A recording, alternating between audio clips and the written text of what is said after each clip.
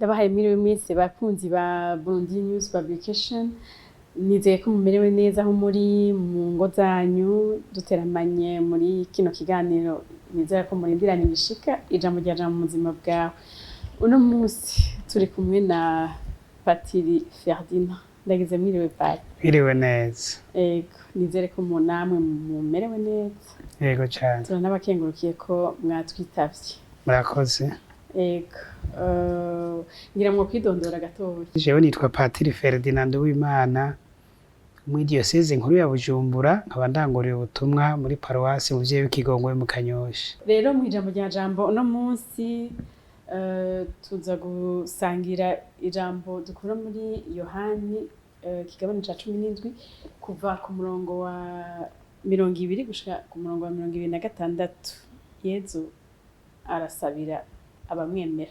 Ivyo dusoma mu nkuru nziza ya Yezu Kristo nk'uko twayishikirijwe na Yohani. Mu gihe yari mu kuva kuri iyi si ngo asubire kwa se wiwe, Yezu yariko arasenga ahanze ijuru avuga ati: "Sabigishwa banje basansabiye, nsabiye n'abazonyemera kubera ijambo ryabo, ngo babe bose umwe, nk'uko wowe dawe uri muri jewe nanje muri wewe, nibabe muri twebwe nabo nyene, isi yemere ko wantumye.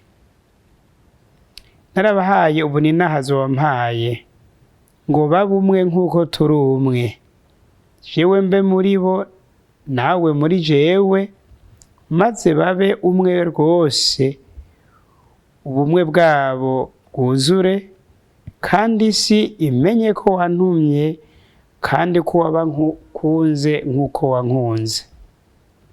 Dawe, abo wampaye, nshaka ko aho ndi nabo bahabana nanje, maze barahabona inahazo bwanje, kuko wankunze isi itararemwa. Dawe utunganye, isi ntiyakumenye, jeho yamara narakumenye, aba nabo baramenye ko wantumye. Narabamenyesheje izina ryawe, kandi nzoribahishuka, maze urukundo wankunze rube muri bo, nanje nyene be muri bo." Birumvikana yuko Yezu Kristo ariko arasabira, avuga ati sinsabira abigishwa gusa, sabira n'abazonyemera kubera ijambo ryabo. Umuntu ariko aribaza Yezu yarasabiye abazomwemera, mugabo uri kuritegereza kw'isi amadini ni menshi gose. Mbega uno munsi ayo madini ari hamwe, ari kumwe, ubwo bumwe burahari? Igisuma c'uno munsi nk'uko mubivuze, ni Yezu ariko asabira ubumwe abamwemera, no kuvuga ba Kristo. Ariko turavye imbere gato yuko dushikira igisomwa, Yezu abanza kugira igisabisho kirekire cane, asabira abo bigishwa biwe b'abatumwa biwe 12 bari kumwe, kandi twibukanye yuko igisabisho yakigize imbere yuko aza kwitanga gupfa ku musaraba. Agafata umwanya akabanza akabasezera, niho rero yavuze iki gisabisho. Amaze kubasabira ibintu byinshi, abasabira ku Mana, ababwira ko umutima mweranda hazobaza ko, kandi ko bomurindira, akabona ko batumwa bafise amakenga ko agira abasigi bonyene, akibaza n'ingene bazobandanya babaho, ivyo bayazi ingene bizobandanya, akabona ko n'ukuri bibateye umwikomo, akabaremesha. Amaze guheza ico gisabisho cyo gusabira abatumwa biwe, niho ashikira kuri iki gabane agira ati: "Sibo basansabiye, saba bonyene nsabiye, ariko ndasabiye nabo bose bazonyemera, kuko bazokwemera Yezu Kristo kubw'ijambo bazoshikirizwa n'abatumwa." None rero iryo jambo ryahavuye rimenyekana, abatumwa bararose ababakurikira, abumviriza ijambo ry'Imana, abakira rya jambo Yezu Kristo yaje kutumenyesha, baraheza baremera barabatizwa nabo baba Kristo. haba rero uruhererekane ko bagiye barabihererekanya kugera na twebwe dushikirwa uyu munsi. Muri igisabo cyagiye ati sibo basansabiye, ni ukuvuga sinsabiye aba bonyene turi kumwe, ndasabiye nabo bose bazonyemera kubera ijambo bazoba bashikirijwe. Abo rero nogira nti muri iki gihe ni twebwe akadusabirira kuba mu bumwe. Ikibazo mwamugize muti none ko tubona umenga amadini ni menshi, mbere ngira mwari kongera ko muti amadini yemera Yezu Kristo canke yiyitirira Yezu Kristo, abantu bitwa ba Kristo be twokwiyongera ko babatijwe, ko tubona bari imigwi myinshi basengera mu madini n'amashengero atandukanye. Vyo bari kuki ko Yezu yari yasavye ubumwe bwazomwemera? Ubwo twava tuvuga ko Yezu atumviwe. Eka ntitwobivuga ivyo ko Yezu arumvirwa na Data, ariko tukabona yuko ubugaba bw'umuntu nk'uko no mu ntango uko Imana yari yabitekanije atariko vyahavuye bigenda, umuntu yahavuye afata ingingo y'ukurenga ku vy'Imana yari yamubujije, niko n'ubu tubibona ko twebwe abantu mbera bemera Imana ba Kristo tuharenze kuri ibi Yezu yari yashatse, yari yadushakiye kandi yadusabiye ubumwe, kugira ubumwe. Ariko rero ntitwogira tuti vyose vyaraheze vyararangiye, oya, kuko muri Eklezia Katolika hariho ico kintu cyo kuguma turondera ubumwe bw'abemera. Ndaco gituma mbere Eklezia igiye hamwe n'abandi bari mu yandi mashengero asanzwe yemera Yezu Kristo, dusanzwe dufise aho duhurira, ishirahamwe riduhuza, rimwe na rimwe tugasangira igisabisho canke tugahurira ku bindi vyerekana yuko tuguma dufise umutima wo gushira hamwe kugira ngo aba Kristo, abemera Yezu Kristo bagume bumva yuko iki Yezu yadusabiye ari ikintu gihambaye cane, kuko biragoye kandi ntibiryoshe kuvuga ko twese turi aba Kristo mugabo dushize kubiri. Ubwo bumwe rero Eklezia irondera, si kuvuga yuko dusaba ngo bose nibagaruke baba abakatolika canke abatigeze baba abakatolika baze, oya, si ico. Ariko nuko abemera Yezu Kristo bose ukumva ko basangiye kukwemera cyane cyane guhambaye ko twemera Yezu Kristo umwana w'Imana yapfuye akazuka, tugaheza rero tukagerageza ivyo dushobora guhurira ko no gukorera hamwe ivyo tukabikora kugira tugaragaze ubwo bumwe bw'abemera Yezu Kristo. Mu gisabisho tukwemera muri Eklezia Katolika bagira hari aho bavuga ngo nemera Eklezia imwe nyeranda Katolika kandi ishingiye ku batumwa. Umuntu yava yibaza ati none mbega Eklezia Katolika niyo yonyine ishingiye ku batumwa, izo zindi zaje gute? Mbega inyuma ya Yezu vyagenze gute kugira hashobore kuza? Kuko nibaza ko abatumwa bari kumwe atari bo bazanye amadini atandukanye, ngo umwe ngo Petero ngo azane iyi, uwundi ngo azane iyindi. Nibaza ko bari hamwe bose. Vyagenze gute kugira ngo ubu dushobore kubona amadini agiye aratandukana? Murakoze. Abatumwa uko twobivuga kandi twovyibukanya bari Abayahudi, kandi bari basanzwe bafise idini ryabo, idini ry'Abayahudi. Ariko bamaze kwakira ijambo rya Yezu bavuye bahindura, kandi nogira nti sibo vyavuye ko bo bari bagumye basenga nk'Abayahudi, muga kubera ko kuvyo bari basanzwe bemera hari ibindi vyongeyeko bijanye na Yezu Kristo, bakemera ko yapfuye akazuka, kandi nkuko yari yarababwiye bagaca baguma hari ivyo baza barasubiramwo vyerekeye nk'ibiduhigira vy'inkuka y'imisa vyo kumanyura umukate ko yari yarababwiye, hanyuma kandi bakama basenga ku munsi ukurikira isabato twavuye twita dimanche uye. Ivyo vyahavuye bituma abari basanzwe bari mu idini ry'Abayahudi babirukana mu ishengero ryabo.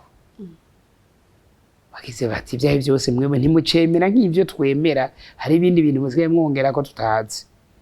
Abakristo rero baraheza bagira twogera ati igihe batangwa ntibavuga bati tugira dushinge idini ryacu, oya, kuko uravye no mu nyandiko zatanguye muri Bibiliya bo bari bibaza ko Yezu Kristo azoca nyaruka kugira yababwiye ati ndagiye kandi nzogaruke kugaruka.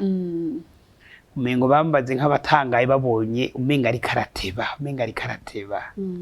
Ego nico gituma atamgambi wo kugira bati umwe nateshe ingidini giwe undi giwe byashoboka, ariko cyari kingombwa kandi cihutirwa kwari kumenyesha abantu bose bashoboka iyo nkuru nziza y'urukiza bamenye kandi bakakira.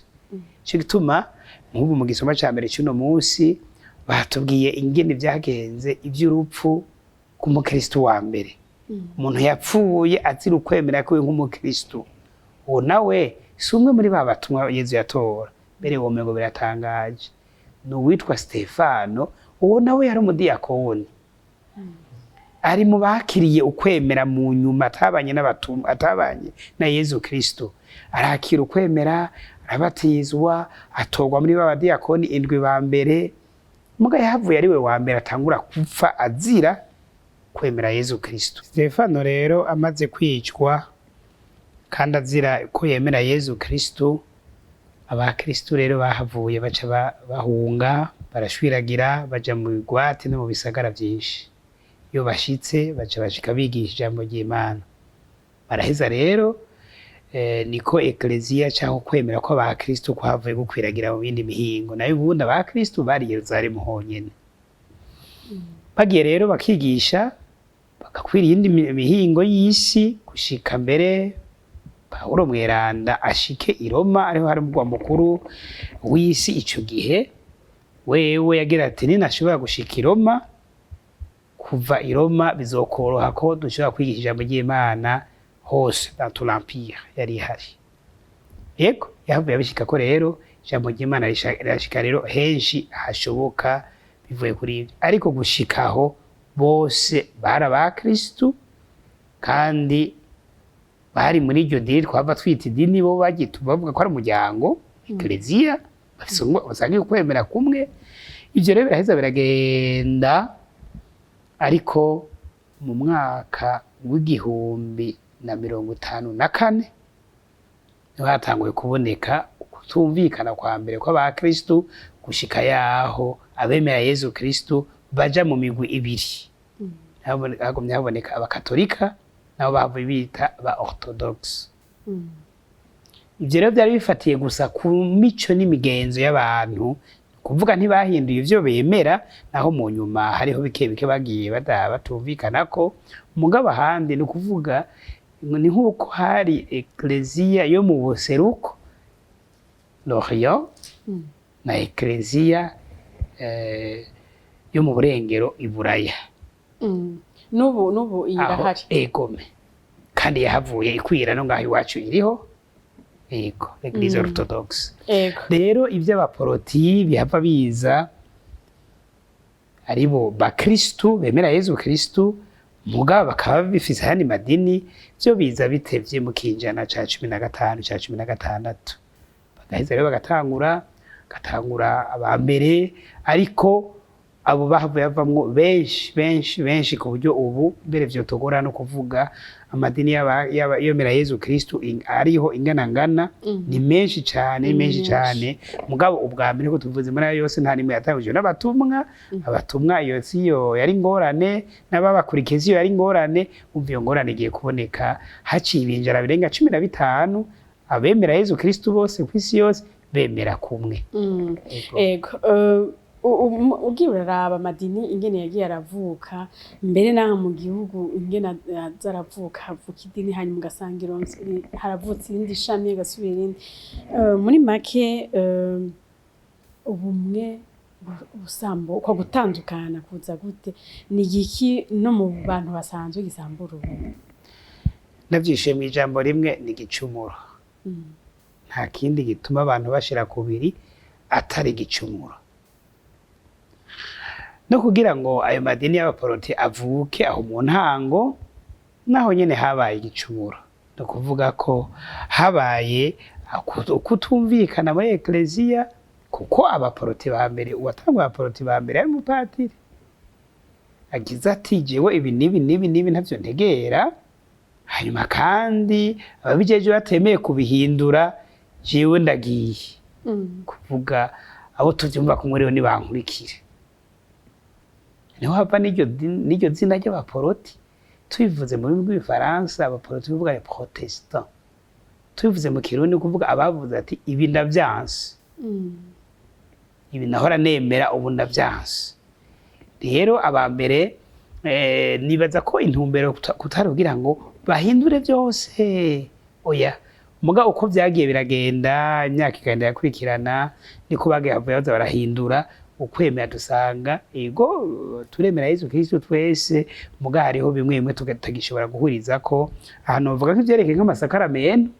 Ubwa mbere bose baremera ko aya masakaramentu indwi, ariko uko bagiye baragwirirana ubuye turashaka gusanga n'abatacemera isakaramentu na rimwe canke basiganye isakaramentu rimwe gusa mara ry'amasakaramentu indwi, benshi basigaranye ibatisimo.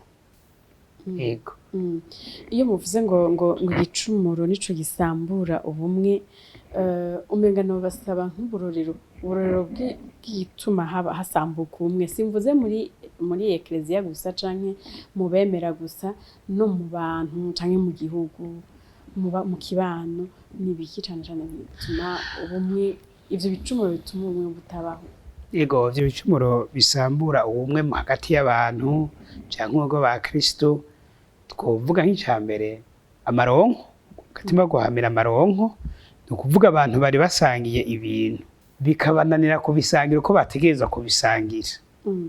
Kuvuga ko umwe atwara vyinshi undi agatwara bikeyi kandi ariko vyategerezwa kugenda. Wa wundi abonye kumenga ararenganijwe agaca agira ati gira havyo nosabira ko jewe ndagiye. Taza akarorero kubu hari abo usanga bari mw'ishengero rimwe bagapfa icicumi. Ati wewe utwaye imbehe canke wewe twabwiza kugabura, none ko utahigabura yo jewe ndagiye kuraba ko noja ahandi hanyuma icicumi kizoba gishobanye jenyene. Cyangwa ko ico ari igicumuro kandi kibi. Ikindi kirashobora kuba kutumvikana kuvuye ku gushaka kwishira hejuru. Imana isanzwe itanga ingabire zitandukanye.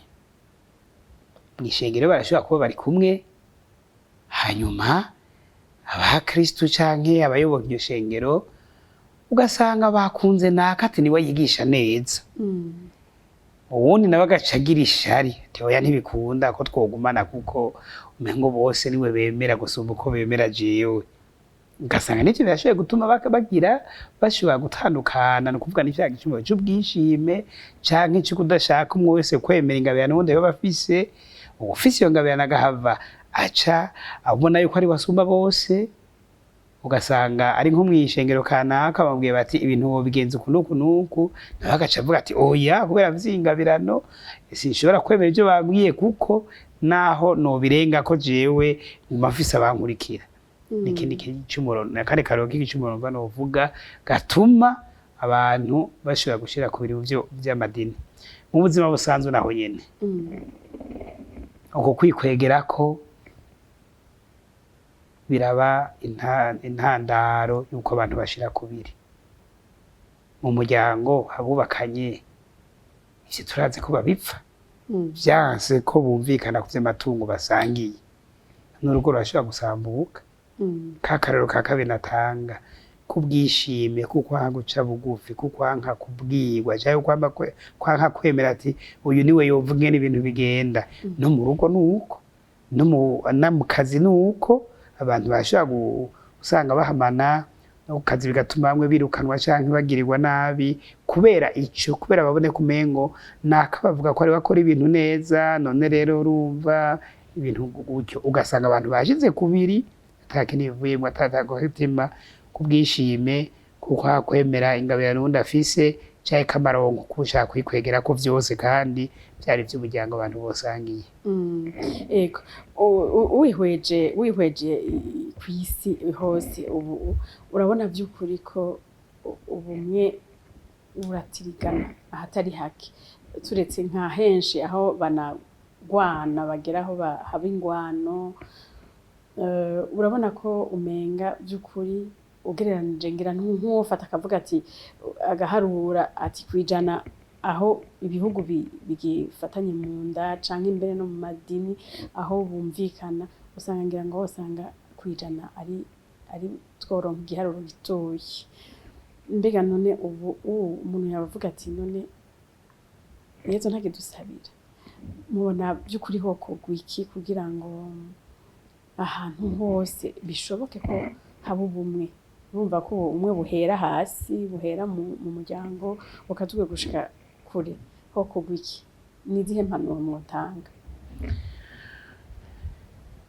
ntitwovuga yuko igisabisho ca Yezu Kristo gitumviwe canke ko atabandanya kudusabira oya kuko ivyo twariko duhimbaza iyo misi twari duhimbaza umunsi mukuru wa Asensiyo Yezu rero yagize ati ndagiye kandi ngiye kubategura ikibanza umva ntiyotegura ikibanza ataguma dusabira ngo tuzogishikemwo arabandanya ari igikorwa co kudusabira kwa data ariko ngarutse aho nahereye umutima w'umuntu urashobora kwanka ivy'Imana yavuze kuko tugume twibuka yuko umuntu wavuze kwa kwidegemvya wa mwidegemvya yaremanwa la liberté kuvuga Imana iradushaka ko tuyishura mu mwidegemvyo tuvuge ego canke tuvuge oya kw'ijambo ryayo Yezu rero nubamana yadusabira ubumwe ariko nkuko tubibona ko mwari mubivuze hirya naho no kw'isi mu vy'amadini mu vy'ibihugu aho abantu babaye turabona yuko ubumwe goye ariko twebwe ba Kristo ntitwotakaza umwizero oya tuma twizeye yuko ijambo Mukama yavuze izoranguka kumbure ibihugu vyose ntibizoshira hamwe kuko biragoye mugabo ko abantu bagumana uwo mutima wo gushaka gushira hamwe navyo nyene nivyo ibikunda kutugora nuko burya ikibi kiraboneka cane gusumba iciza burya abashize hamwe nibo benshi gusumba abagwanya ubumwe turavye ibihugu imiryango bigize inkaturi Afrika y'ubuseruko yani mashirahamwe ahuza ibihugu kandi ugasanga biratuma abanyagihugu bo ngaho boroherwa boroheza muri ibi na biriya vy'ingendo vyo bafashanya mu vy'ubutunzi n'ibindi vy'amabarabara canke ibindi bashobora gukorera hamwe tukaraba ku mugabane wa Buraya canke ahandi burya abantu canke ibihugu bagumana aho kanyota ho gushaka kuja hamwe kuko ubumwe ni bwiza kandi uko abantu baja hamwe uko abantu begerana niko bashobora vyinshi ariko rero ikibi nashene kiriho abashaka kuca bikwegera ko ibisumba by'abandi kugira ngo ntibasangiye n'abandi hanyuma kandi bwa bwishime kuko hari ingwano zimwe ziva kuri aho gatima ko kwishima nshaka kukwereka ko ndakuruta hagati y'ibihugu n'ibindi mugasanga agatima ariko kikwegera ko kurondera amaronko adaciye mu butungane ivyo byose nivyo bituma umwe busambuka mugabo nta wovuga yuko by'ubumwe bitagishoboka canke ko iki gisabo Yezu Kristo yavuze atani ico kimaze canke kitumviwe oya kuko naho tubona ivyo bigoye burya ibigenda neza nivyo vyinshi ego mu Kirundi hariho imigani ibiri baca bavuga ngo umwe uvuga ngo hari ubumwe ngo urushato rw'imbaraga gasaba ifuka batanu ubundi uvuga ngo ubumwe butahari buteranywa n'inyama umugani dufatiye kuri uwo mugani wobwira iki abarundi uno munsi muri iki gihe murakoze cyane ngira mbaze mpere kuri uwo mwiyiza aho uvuga yuko ahari ubumwe agasato k'imbaraga sakivuka batanu ugiye abantu bashize hamwe biraryoshe no kuvuga mu Kirundi bashatse kuvuga yuko n'utuntu dukeyi turabakwira twabo twubafungura haba naho baba nako bakazu gatoyi murabona nka tubaye ubujumbura umuntu ashobora kuba afise inzu niniya mugabo kubera ko afise umutima wagutse ikamwagira akabura n'umuntu umwe yotunga canke babiri mugabo uno afise akazu gatoyi mugabo kubera ko afise umutima wagutse agashobora guhindara abantu batari bake ahari ubumwe rero hari umutima mwiza kuvuga n'akantu gatoyi kashobora gufasha abantu benshi gasato k'imbaraga sakivuka batanu ndangirize kuri uwo nawe utameze neza umwe butahari ngo buteranywa n'inyama mu kirundi baravuga yuko atawimana indya zihiye kuko nta mwaya ziba zigisigaje bataziriye zirononekara.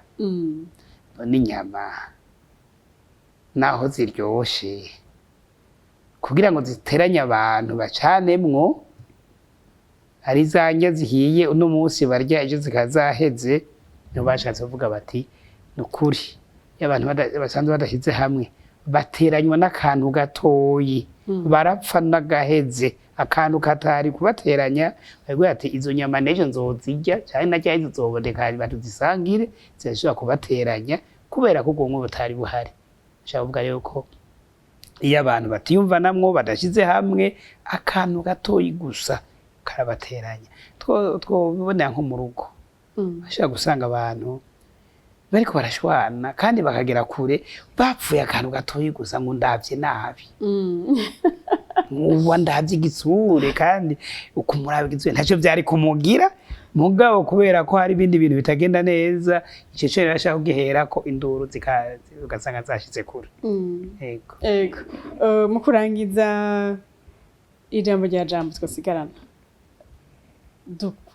twokura muri iri jambo nye twosigarana iki muri iri jambo rya jambo? Murakoze.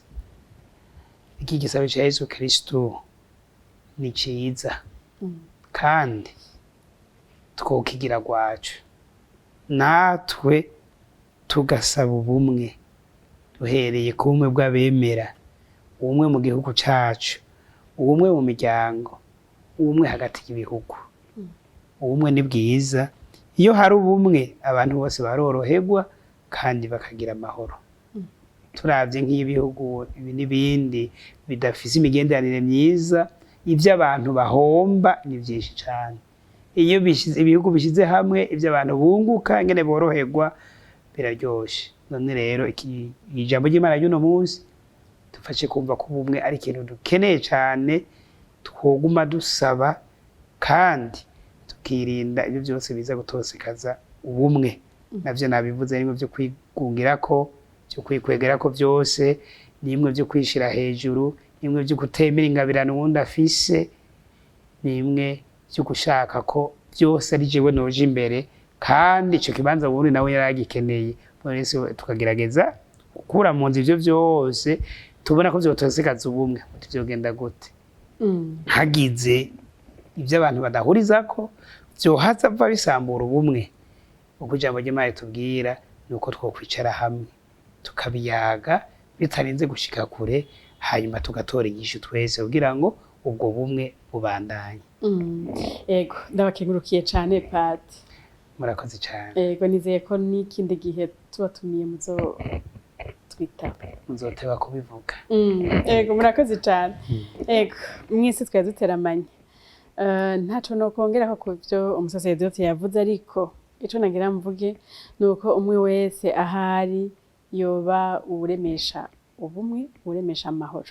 Ego, ndabifurije rero kumererwa neza mu ngo zanyu, aho muri hayagwe ubumwe.